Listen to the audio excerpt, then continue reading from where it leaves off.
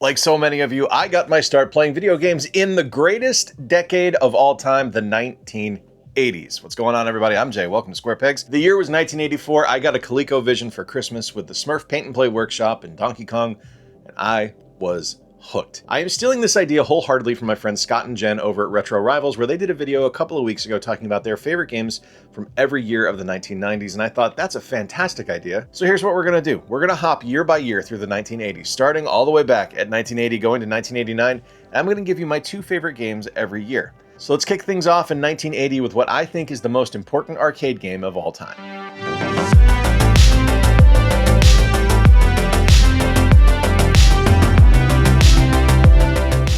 1980 saw some incredible games released, but the two to me that really stuck out were both arcade games, and that's going to be true for the first few years of the 1980s. Number one, of course, is Pac-Man. Pac-Man is legitimately, probably in my eyes at least, the most important arcade game ever released. It revolutionized the arcade industry. So many people point to Pong, but for me, it was Pac-Man that really brought people in, that really kept people there because it was a quarter muncher. It was there to make people want to keep going to see how far they could get. And I mean, let's face it, the ability to move around quickly and to dodge from ghosts and stuff like that was a huge serotonin boost that people loved. It was fun, it was great, it still is, like it still holds up to this day. The other one I loved from 1980 was Crazy Climber. Crazy Climber is an interesting game because it's kind of a precursor to a lot of stuff where you can see kind of signatures of things that would come later with like Donkey Kong and things like that, where you're climbing, but Donkey Kong logically and smartly introduced jumping. Crazy Climber gives you control of a person climbing a skyscraper, and you have to do this by using two different joysticks. The left joystick controls the left side of the body, the right joystick controls the right side of the body, and you will pull yourself up the skyscraper to try to get to the top. It's a really interesting game. It's a little clunky in today's kind of gaming landscape. Like I can't see, like I couldn't see my kid getting into Crazy Climber at all, whereas there's some other games on this list Victor absolutely loves, but Crazy Climber to me is just one of those experiences where it was like unique, it was different, it was fun, and I enjoy it to this day.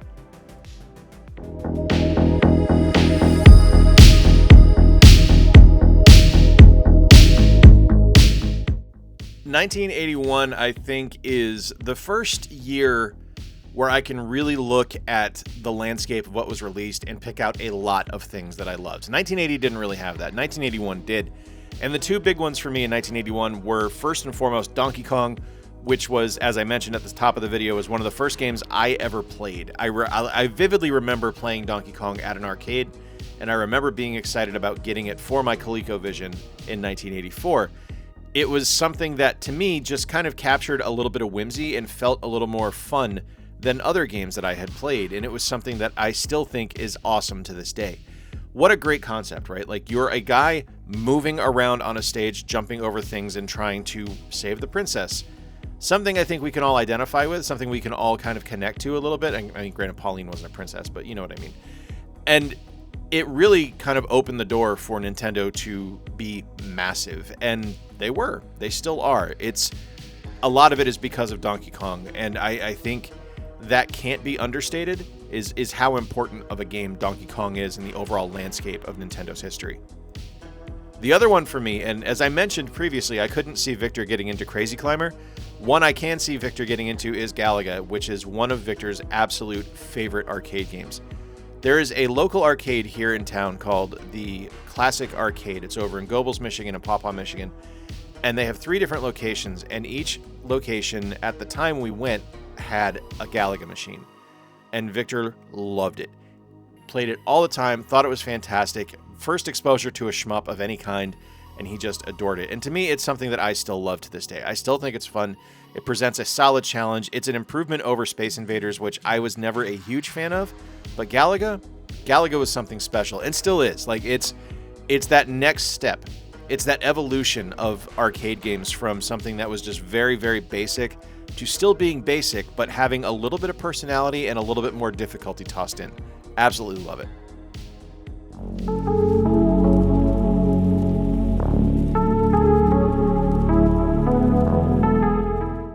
1982 had some obscure games released, and 2 of them on this list are a little bit different and a little bit if you're not versed in arcade mechanics and arcade games, then these might not be games that you would be interested in. Kangaroo for me is up first. I adore Kangaroo. Kangaroo is just, honestly, it's another Donkey Kong. It's just a reskin, basically. There are differences, obviously, but it's very, you can definitely see where the influences are. It's very clearly drawing from Donkey Kong to provide that core gameplay concept and that core gameplay sensibilities that Kangaroo has. It's a wonderful game. It's something that I regularly forgot about. It was one that I loved when I was younger, and a couple of years ago they had a cabinet at the Cleveland Gaming Classic, and I was so excited to see it and play it. And there were so many other games there as well, but Kangaroo was the one I kept coming back to just because I adore it so much. The other one in 1982 for me is Robotron 2084. I didn't know about this game until a few years ago. My friend the immortal John Hancock introduced it to me. I want to be showing off the arcade release here. This is the Atari 7800 version. It's not quite the same. I really like the arcade version, which has 2 sticks, which allows you to shoot. If I had footage of that, I would show it, but I don't, unfortunately. So you're getting the 7800 footage here, and it's still, no matter where you play Robotron, it's great. And every version of Robotron I've played, I've had fun with. Like, there's something incredibly simple about a twin-stick shooter, or at least the concept of a twin-stick shooter, if you can call it that when you're on a platform that doesn't have twin sticks. But I really enjoy it. I think it's a fun title. Like, there are versions of Robotron that to this day I think are fun. Like, there was a Robotron released on the 64, Robotron 2084 64, I think is what it's called. And it's marvelous. It's absolutely wonderful. They're simple, but they're exciting, and they're super challenging, right? Like, it's something where you will hold your breath as you're going through a level. Like, you'll complete the level and you'll see that color splash come up on screen, and you will exhale hard because you were holding your breath trying to complete the level. It's a fantastic title.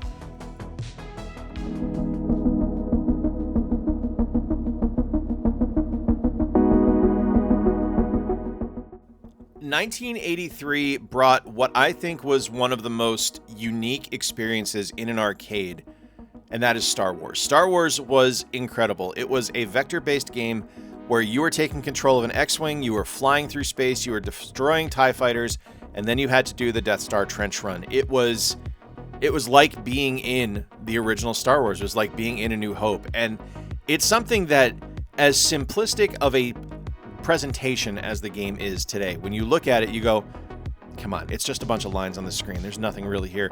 Man, do you get drawn into that game when you sit down and play it. It is so much fun. And it's got a good challenge to it too, right? Like, it's not something that's super easy. You have to really think on the fly and really make sure that you are concentrating and playing well. It's a really fun game. I also love Keystone Capers, and Keystone Capers is one that, to me, was not necessarily something that I loved when I was younger. I didn't actually play this until a few years ago. I can't remember who suggested this to me. It might have been Brett Weiss. It was a game that I was aware of, like, tangentially. I kind of knew of its existence, but I'd never really played it. And then when I finally got in game, I was like, oh, this is great.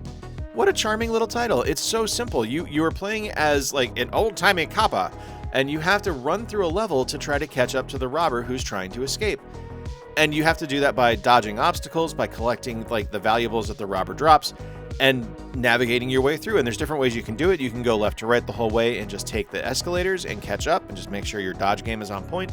Or you can risk it and wait for the elevator to see if you can just ride all the way up to the level that the robber's on. It's a wonderful game.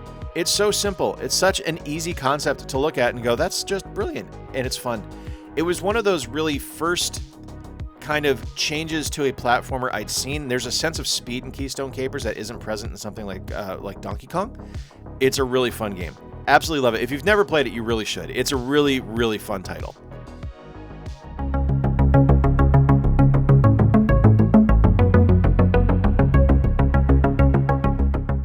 $1984, as I mentioned at the top of the video, was the year I got my ColecoVision. It was the first ever home console I owned. And you would think that would put it on this list, but it doesn't, because there were two incredible games outside of the ColecoVision that I think are worth recognition. First up is Hero. I discovered Hero because of Jason from Metal Jesus Rocks. I had never heard of it. I'd never played it. It was an Atari game, and I don't have a huge Atari knowledge. So seeing this kind of, like, really interesting concept of a game with a dude who has a helicopter backpack rescuing people, I was like, all right, yeah, I'll give that a shot. And I'll be damned if that game isn't fun. What a solid title. just a really creative platformer. There's some really interesting things going on in it, like you can knock out lights, which makes your traversal a little bit more difficult. You have a gun to shoot the enemies, and you have bombs to blow up obstacles in your way. It's a really fun title. It's very simple, very, very easy concept to understand, but it's really, really well done. The other one for me, though, the big one for me in 1984 was Tapper. I loved Tapper, and whether you're doing beer tapper or root beer tapper, both are excellent. It is a simple idea. And if you can find the arcade cabinet that actually has the tap as the controller, do that, because there's an experience there that you have to have in order to enjoy it. It's incredible. But the concept is very simple with Tapper. You are a bartender at a bar, and there are people moving down the bar trying to get drinks, and you have to go up and down on the screen to go to the different taps and send drinks down to them. It's a very simple idea. It's very simple in concept. It's very simple execution, but the franticness and the overall difficulty ramps up so quickly on this game that it is just imperative that you are on your toes and moving quickly and just having so much fun playing it. It's an unbelievable game. Love Tapper. I think it is one of the best arcade games ever made. Like, there was something really unique about arcade games that gave you a different way to play, and having something that had a tap, like a beer tap on it as your controller, I thought was incredibly creative.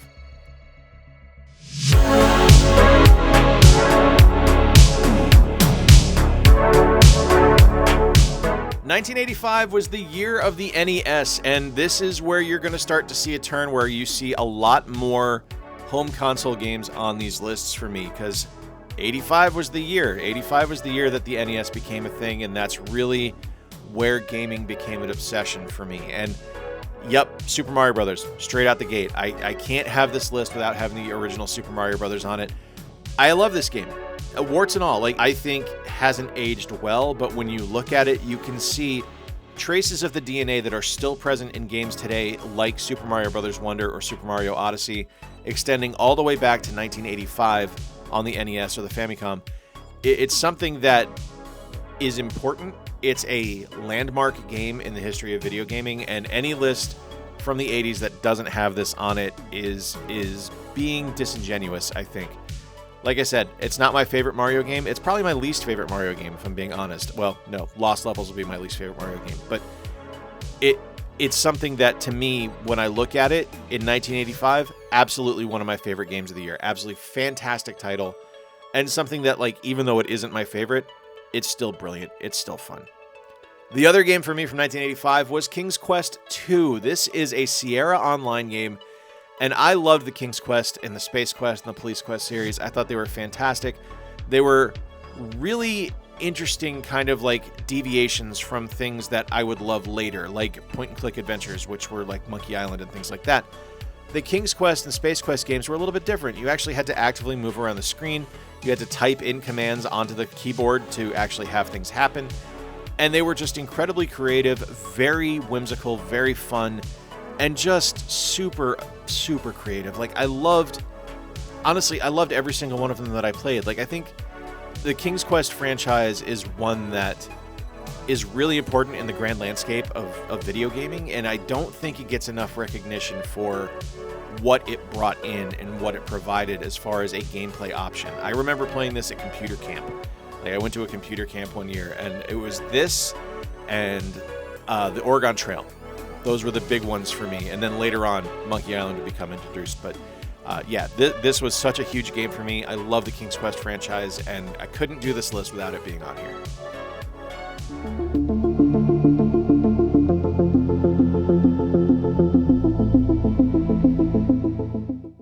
'86 saw a shift, a turn in my gaming habits. You'll notice that a lot of the stuff leading up to this were platformers.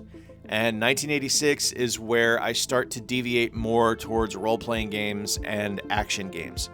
So first and foremost, we have The Legend of Zelda. It's still to this day one of the most influential games on my life. It is one of Nintendo's flagships. It is one of the most important video games ever released, and it introduced the concept of an action role-playing game. Because don't make no mistake, that's what it is. A lot of people like to just say, oh, it's an adventure game. No, it's an action RPG. You are actively updating your character stats, actively updating your character's equipment. You are playing a role. It's a role-playing game. That's what it is. It's something where they took a concept of what could have been something very basic, like an Ultimate game, and they turned it into something that was action-oriented and encouraged exploring, and it was phenomenal. It's still fun to this day. Much like the original Super Mario Bros., it's probably my least favorite of the Zelda games, but that doesn't mean it's bad. It just means it's at the bottom rung for games that I love, and that's not a bad thing. It's still great. The other one in 1986, and this is where like really hardcore RPGs really kind of entered my life, was the Bard's Tale 2: The Destiny Knight. I love the Bard's Tale franchise. I loved the idea of creating a character, creating a party, and doing a dungeon crawl. This was something to me that was unbelievably ambitious and different than anything I'd ever played. It reminded me of D&D sessions that I had read about in my mom's D&D books. It was something to me that felt like Dungeons & Dragons come to life, and I loved it. I loved every second of it. This was something I had on my Commodore 64. I played it constantly. I loved it, and I still love it. It is such a wonderful game, such a wonderful, absolutely phenomenal franchise, and just for something that's, 40 years old at this point, and for it to hold up as well as it does, like, it's still a compelling role-playing game. It's still a compelling dungeon crawl experience. That says something for its DNA. What a phenomenal title.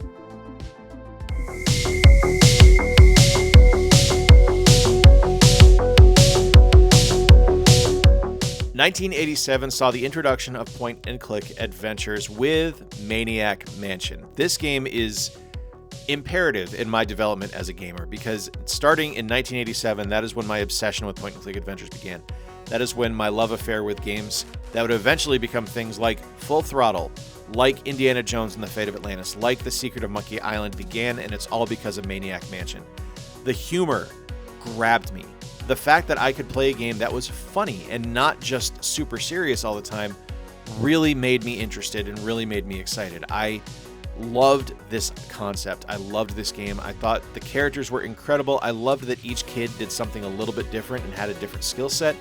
And I loved the enemies in the game. It was just such a creative experience and such a wonderful game that made me love LucasArts. Like, this is where my adoration of Lucas games or LucasArts games came from, was because of Maniac Mansion. The other game in '87 for me is Zelda 2: The Adventure of Link. This is my favorite 8-bit Zelda game. I think it's fantastic. I know a lot of people don't like it, but to me this is just one of those perfect Nintendo examples of taking something that was established, turning it on its head, and making something completely new. They kind of did that with Super Mario Bros. 3 as well. Like, they took the core concept of what made Super Mario Bros. Great, borrowed a little bit from Super Mario Bros. 2, and then gave us something truly unique with Super Mario Bros. 3. It's something that, when I look at Zelda 2, they did the same thing. Like, you still get that overworld crawl, but when you actually get into combat, it's a little bit different. And it harkens to what we're seeing today with things like Twilight Princess, like Breath of the Wild, like Skyward Sword, where it's more action-based and more character-driven than just kind of like a field of enemies on screen that you had to move around and dodge. It was more active engagement. And I think that all started with Zelda 2: The Adventure of Link. I love this game. I think it's fantastic. It's buggier than the original Zelda, I will give you that, but to me, it's still the best. It's still my favorite 8-bit Zelda, and just something that I love and will always love.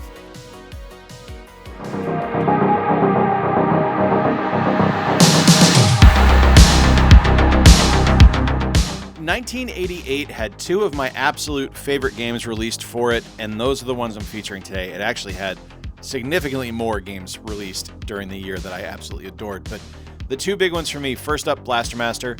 I love Blaster Master. I have loved Blaster Master since the first time I played it. The concept is ridiculous. Your frog jumps down a hole, you follow it, and you find a tank. There you go. It's a combination of isometric shooter and platforming, where the platforming is primarily done in a tank and not on foot. You can be on foot, but why would you? The gameplay is wonderful. You're moving through each level. When you actually go into like one of the doors into one of the dungeons, that's when it becomes the isometric shooter. You find power-ups and you fight memorable bosses and cool enemies. The kind of maze traversal of getting your way through those different dungeons is really cool. And it's just a brilliant game. One of the best soundtracks ever, too. Like, just absolutely perfect example of what Sunsoft was capable of, and the magic that they were able to produce with a MIDI. The other game for me in 1988, my favorite NES game of all time, Mega Man 2. This is what introduced me to my favorite character in video games in the Blue Bomber of Mega Man. This was a game I rented from Westport, Massachusetts, from the video store there. It was something that I fell in love with immediately. We went and bought it at Toys R Us the next weekend after returning it because I loved it so much. It is a game that is comfort food to me. 100% pure comfort food. I love it. I love every robot master in the game. I love the levels. I love the music. I love the power-ups. It is just... To me, it is the perfect Mega Man experience. Is Mega Man 3 better? Yeah, probably. Is Mega Man 2 my favorite? Absolutely. It is the game that I use as kind of the benchmark of what makes a great NES game. If you're in the orbit of Mega Man 2, you're great.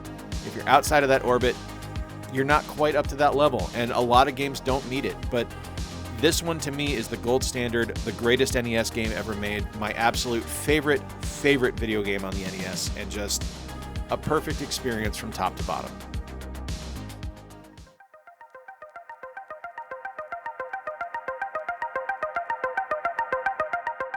$1989. First off, shout out to Tetris, which was the last game cut from this list. I wanted to include Game Boy Tetris on here, but my favorite Tetris is NES Tetris, and I am going to wait for the 90s one to put that on here. So, starting in 1989 with Where in Time is Carmen Sandiego, a game that I played religiously. This is a game that fed into my love of history, my love of learning, something that I love research. I love diving into things and learning about stuff, and this game helped foster that. I hadn't played Where in the World is Carmen Sandiego before this.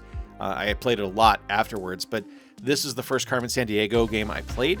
I still own it. I have it on my Genesis. I love it on the Genesis as well, but on the Amiga, I think, is where I first played it, and I think that's probably the best version. It's just a marvelous game, and just this is one of those ones where I was talking about Computer Camp earlier with King's Quest. This is one of those games at Computer Camp that I played, and I loved it. It's just brilliant. I love the Carmen Sandiego universe. Like, I loved the video games. I loved the TV show. I loved the game show, I should say. I never watched the cartoon, but the game show that was on WGBH was amazing.